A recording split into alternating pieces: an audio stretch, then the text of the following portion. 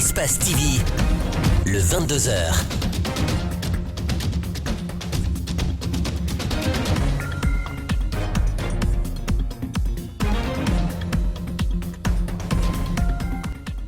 Bonsoir à tous et bienvenue dans cette grande édition d'information. Tout de suite, les titres.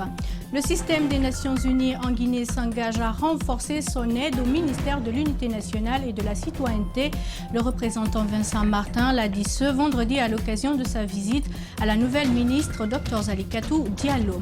Ce n'est désormais qu'une question de jours. L'hôpital national d'Onka sera bientôt fonctionnel après les rénovations. Une formation à l'intention du personnel pour l'utilisation des nouveaux outils médicaux qui ont tout de même exprimé quelques inquiétudes quant à leur séjour en France. Et puis sport, on en parlera dans cette édition avec les dernières lignes droites pour le congrès électif à la Fédération guinéenne de football. Les équipes notamment de KPC AKB seront dans ce journal.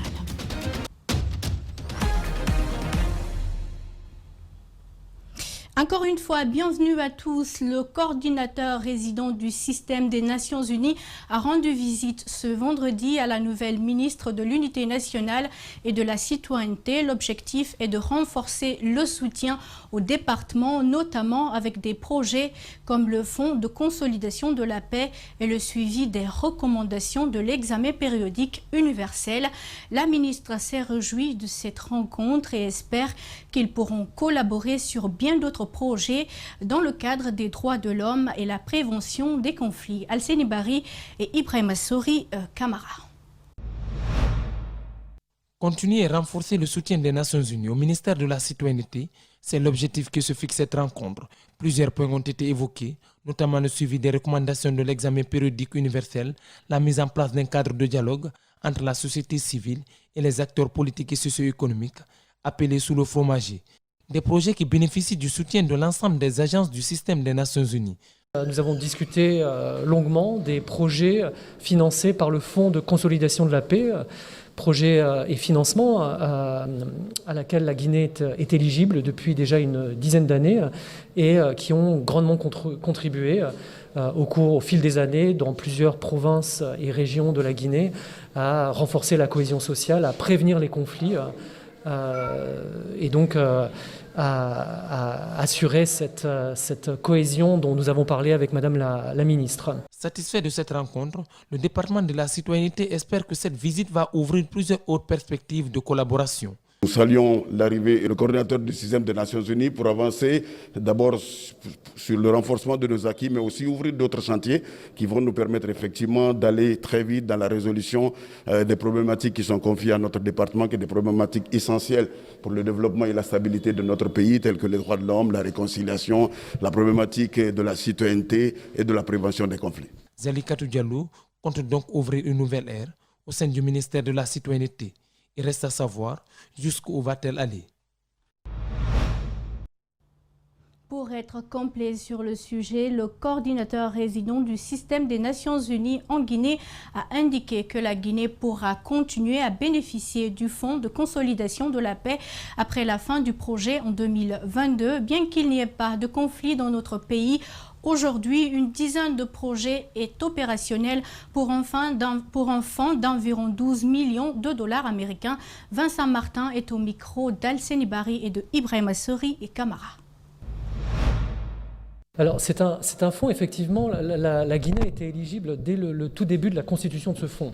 Donc ça fait déjà un certain nombre d'années, depuis 2009-2010, la Guinée bénéficie de ces fonds de consolidation de la paix. Alors nous arrivons en fin de cycle. Ce qu'il en est, c'est que nous arrivons en fin de cycle et donc en 2022, il sera question de voir est-ce que la Guinée peut encore bénéficier de ces fonds ou pas. Donc la porte n'est pas fermée. Et certains pays comme la Guinée peuvent bénéficier de ce fonds, même si, et bien heureusement, il n'y a pas de conflit déclaré, larvé, mais le fait même d'utiliser ces fonds dont le nom l'indique, ce sont des fonds pour la construction, la consolidation de la paix et de la cohésion sociale. Si tant est que la Guinée a encore besoin de ce fonds, nous ferons le plaidoyer nécessaire pour pouvoir avoir accès à ces fonds au-delà de 2022. Donc voilà, mon message c'est de dire la porte n'est pas fermée, mais nous arrivons en fin de cycle. Bientôt le démarrage de la campagne d'immatriculation, réimmatriculation des véhicules et engins roulants en Guinée. L'annonce a été faite ce vendredi par le ministre des Transports, accompagné des ministres de la Sécurité et des Finances en visite au bureau régional des transports terrestres. Document sécurisé de Guinée, qui est l'entreprise chargée d'exécuter le projet, dit être fin prête pour cette campagne. Malik Sangana Kamara et Kiano Sadouba pour le reportage. En prélude du lancement de la campagne du nouveau système informatisé et intégré de gestion des immatriculations et de réimmatriculations des engins roulants, les ministres des Transports, de la Sécurité et des Finances effectuent une visite de terrain au bureau régional des transports terrestres pour se rassurer des dispositifs mis en place par la Société de documents sécurisés de Guinée, BSD. De l'accueil à la délivrance des cartes grises, plaques et d'autres documents de transport, tout est prêt pour commencer l'opération. Nous sommes fin prêts, le système existe déjà il y a longtemps. Les plaques sont là, tout est là. Toutes les dispositions ont été prises pour que les documents sécurisés concernés pour ce projet soient disponibles. Donc à date, nous avons 250 000 cartes grises disponibles. Convaincu de l'évolution de ce projet, le ministre des Transports annonce le démarrage officiel de la campagne de dématérialisation des documents de transport. Je me fais la permission de dire officiellement que nous lançons la campagne d'immatriculation des véhicules le jeudi 20 mai 2021 sur toute l'étendue du territoire national. Je demande donc que tous les usagers soient prêts pour se faire immatriculer. Après l'étape de la zone de Conakry, des équipes mobiles seront déployées à l'intérieur du pays pour la phase de réimmatriculation. À Conakry spécialement, on aura une équipe au Kadak, parce que l'immatriculation va concerner essentiellement le centre de Conakry. C'est à la phase réimmatriculation que nous allons déployer les équipes fixes et mobiles. Et quand nous aurons lancé les opérations de réimmatriculation, qui est une vaste campagne à l'échelle nationale, c'est là où nous allons déployer, comme je l'ai dit tantôt, des équipes mobiles et des équipes fixes. La concrétisation de ce projet contribuera à mettre fin à la falsification des documents de transport, mais aussi à sécuriser les recettes de l'État. J'en suis très content parce que cela sécurise les redevances que les usagers auront à payer au trésor public. Nous, la police, nous facilite le travail de recherche des contrevenants, d'identification d'un certain nombre de personnes.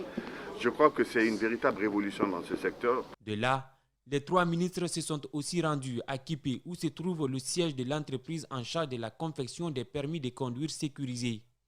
Ici également, c'est la même satisfaction.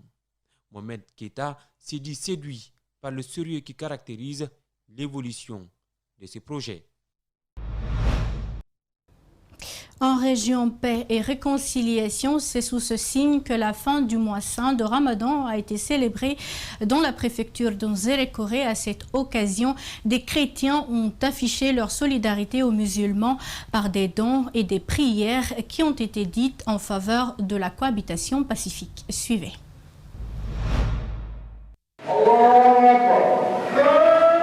Il est 9h à la grande mosquée de Zérékoré. Les fidèles musulmans s'acquittent de leurs obligations religieuses. Comme pour marquer la fin du Ramadan, le grand imam sermonne par un message de réconciliation. Ici, comme dans la majorité des mosquées, le message était presque identique, celui de la coexistence pacifique. Le gouverneur de région, entouré de ses collaborateurs, a pris part à cette grande prière. Dieu a tout donné à cette région. Nous devons rester reconnaissants vis-à-vis de lui. Et la première reconnaissance que nous devrions en lui, c'est de l'adorer, c'est de cultiver la paix, c'est d'avoir pitié les uns des autres et de faire en sorte qu'il ait le bonheur. Ce bonheur est aussi partagé entre les communautés dans un contexte de crise sanitaire. Bien avant la prière de ce jeudi, cet homme chrétien a apporté une assistance aux familles musulmanes démunies. Une aide financière et alimentaire en signe de rapprochement des citoyens. Moi je suis chrétien, Voilà, ces personnes même que j'ai ciblées même sont musulmanes, pour dire qu'on peut cohabiter ensemble. Le chrétien, il peut faire des gestes à un musulman et le musulman peut faire des gestes à un chrétien. Donc en ce qui concerne, les religions ne peuvent pas nous diviser. Ça c'est un message. Il faut pas, laissons la politique aux politiciens. Et ça c'est beaucoup très important. Moi je demande aux gens des Zérekoré, surtout les gens de la forêt, franchement, le vivre ensemble, il est important. Acteur du maintien de la paix en région forestière, pour lui, le combat vers la réconciliation incombe chaque citoyen. Partout dans les mosquées, les fidèles ont aussi prié pour la stabilité dans une ville où la violence s'est exacerbée ces dernières décennies. Un reportage de Alexis Collier. Parlons santé à présent dans la perspective de la mise en service de l'hôpital national d'Onka. Le responsable du projet entame la dernière phase de son programme. Elle consiste à la formation des agents de santé à la manipulation des nouveaux équipements. La séance s'est ouverte ce vendredi en présence du ministre de la Santé. Des inquiétudes ont été soulevées et des pistes de solutions ont été aussi présentées aux acteurs. Reportage Mamoudou Bouleri Diallo et Yacouba Traoré. Avant la mise à disposition de l'hôpital national d'Onka, les autorités sanitaires commencent les séances d'adaptation des Jazans aux nouveaux équipements. Le chef du projet explique qu'il y a 3 phases à exécuter. La composante génie civil, celle de l'équipement et maintenant la composante formation de Jazans, à laquelle d'ailleurs il accorde une grande importance. Parce que avoir un appareil, c'est une bonne chose, mais pouvoir la maintenir dans le temps, c'est une autre chose aussi, et c'est la chose la plus difficile. Donc, si on ne comprend pas le mécanisme par lequel cet appareil fonctionne, on ne comprend pas comment l'utiliser, il va sans dire que c'est un investissement qui sera voué à l'échec. C'est pourquoi vous nous avez instruits, pendant la conception même de ce projet, que la formation figure parmi les places les plus importantes. Après les présentations et les discours, la délégation sillonne ces différentes salles pour voir ces équipements.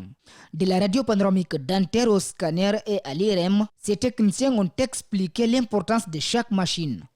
Nous sommes en face de l'appareil appelé IRM, imagerie par résonance magnétique, qui est la sommité de l'imagerie.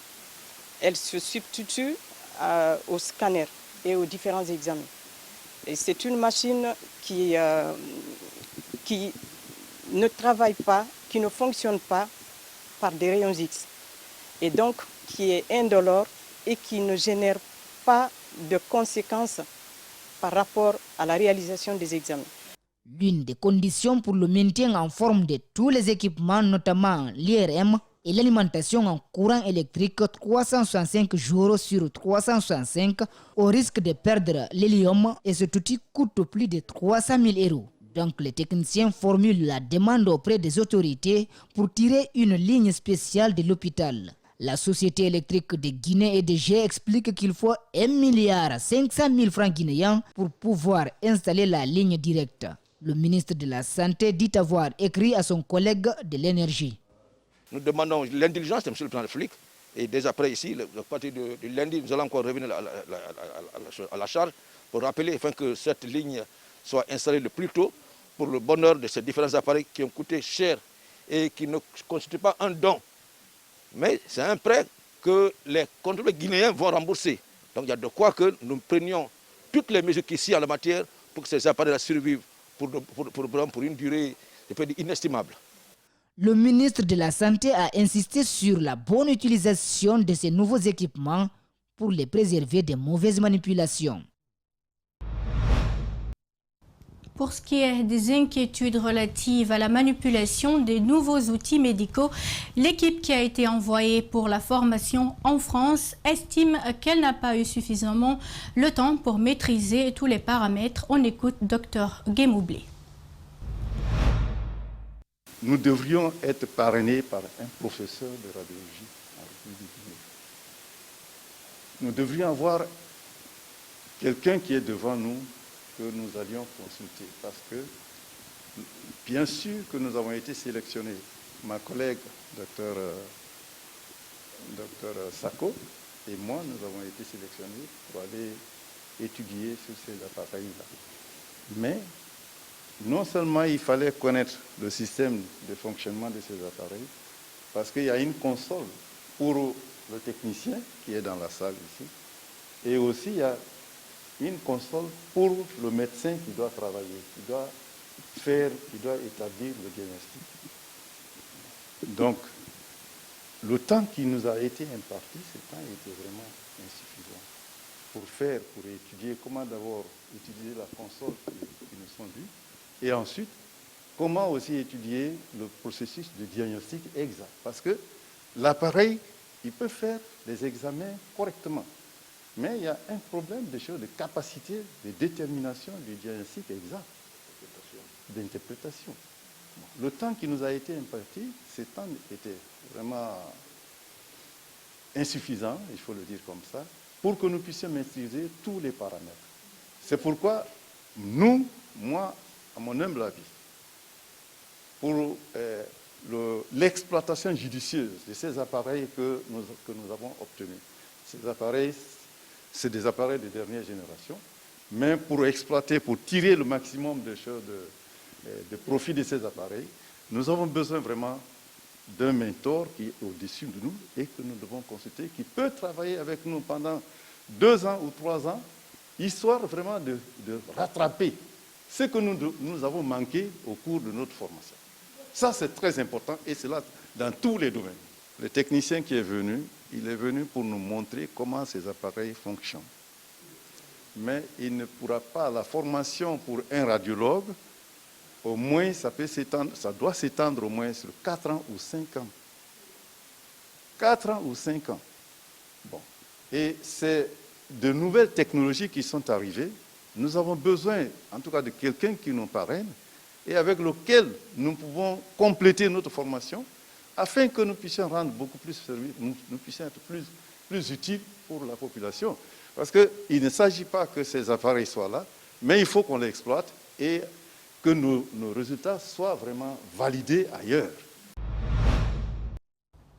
Et la réponse des responsables a été immédiate. Le chef du projet, Aboubacar Conté, et le ministre de la Santé lui-même ont tenté de rassurer les médecins. Ils sont au micro de Mamoudou Bouléré Diallo.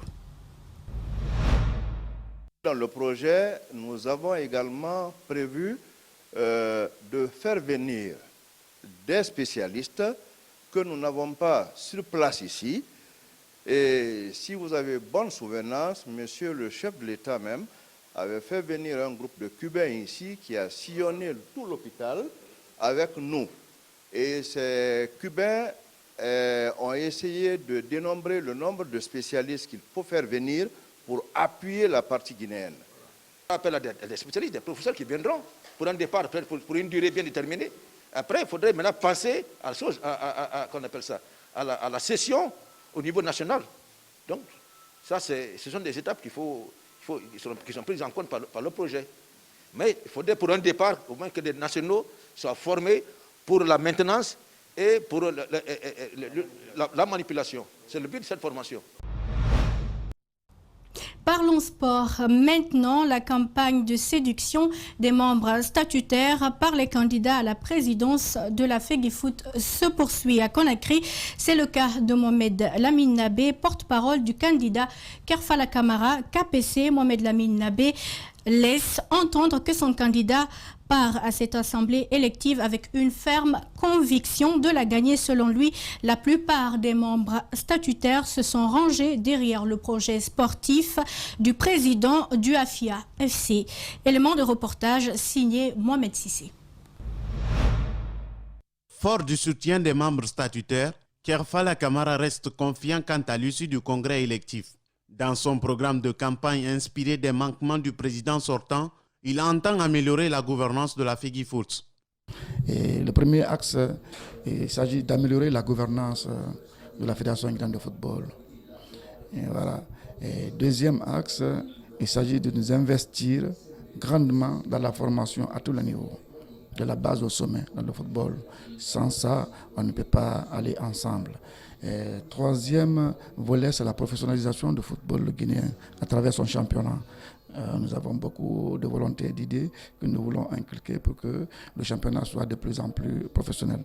Le 4e point concerne le développement des infrastructures du sport. Au jour d'aujourd'hui, nous avons besoin de performances. On ne peut pas avoir de performances sans jouer.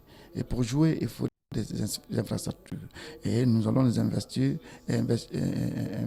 dans ce sens auprès du gouvernement guinéen, de l'État guinéen et auprès de la FIFA et d'autres partenaires aussi pour que nous puissions bénéficier des projets ou des programmes dédiés aux infrastructures.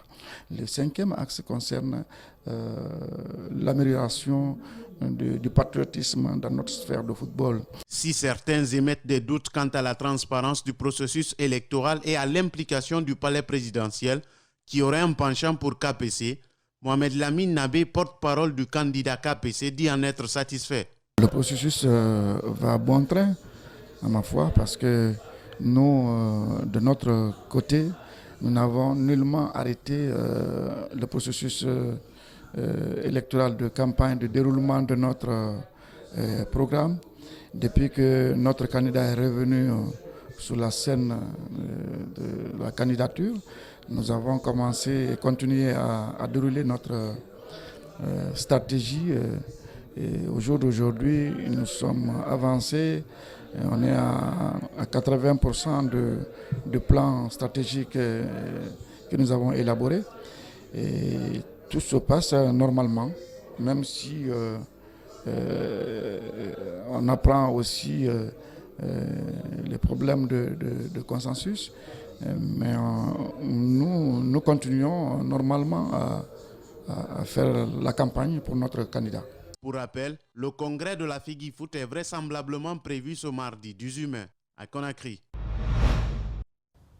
De l'autre côté, AKB désapprouve le protocole de Sékou-Touré et demande à être respectueux des statuts de la FEGIFOOT. Il est convaincu qu'il sera élu président de la Fédération guinéenne de football au soir du 18 mai. Il invite les membres statutaires à démentir leur côté mercantiliste que les gens leur prêtent. C'était en faveur d'une conférence de presse qu'il a animée ce vendredi. Reportage Paul Fatia Tunkara et Mohamed Bangoura. C'est dans une ambiance festive accompagnée d'une forte représentativité des anciens footballeurs du Sili national que le candidat Abdul Karim Bangoura a épluché son programme de campagne devant la presse. Il croit dur comme fer qu'il sera le nouveau patron de la Fédération guinéenne de football au soir du 18 mai prochain à Conakry. Je suis prêt à relever les défis qui assaillent notre association. Je sais ce qu'il faut faire et comment le faire, avec qui le faire, ici en Guinée, en Afrique et dans le monde. Pendant 4 ans, il a évolué sous l'ombre titulaire du président Antonio Soare au poste de responsable du département formation de la Fédération guinéenne de football. Pour cette proximité, certains estiment qu'il est le dauphin, le garant des nombreux investissements du président sortant qui aurait même financé sa campagne. Face à ces spéculations, le candidat Abdul Karim Bangoura coupe très court sur un temps très ferme. Pour moi, c'est un manque de respect à ma propre personne. Je ne suis pas le candidat de M. Soare. La preuve, vous avez suivi dans une de ses sorties, apparemment, il a dit le nom de celui qui supportait. Cela ne me fait ni chaud ni froid. Moi, je suis candidat et j'y reste. Le football guinéen doit être remis sur les rampes du développement afin de le hisser au sommet des victoires et des triomphes. Abdul Karim Bangoura invite ainsi les membres statutaires à voter pour lui le jour du congrès électif de la Fédération guinéenne de football prévu le 18 mai prochain. Mes chers frères et sœurs membres statutaires, vous avez l'occasion rêvée aujourd'hui de répondre à tous vos détracteurs qui vous traînent dans la boue en vous taxant des gens qui pensent à leur propre personne, qui pensent au matériel, qui ont moins de soucis par rapport au développement de notre football. C'est l'occasion rêvée pour vous de répondre, mais en même temps de hisser notre football sur une voie qui va l'amener très très haut en votant Abdul Karim Bangoura parce que Abdul Karim Bangoura est un homme incorruptible et intègre.